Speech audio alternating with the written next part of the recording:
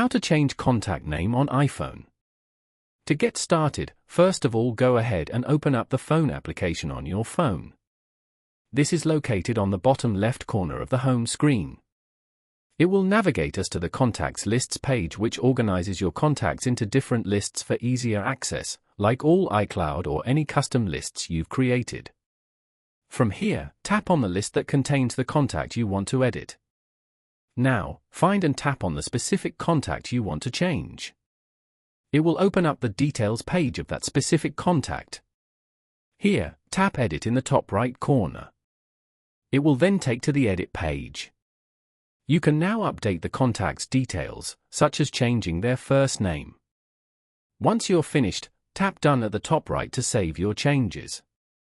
Following these steps, you can easily change contact name on your iPhone. Thank you for watching.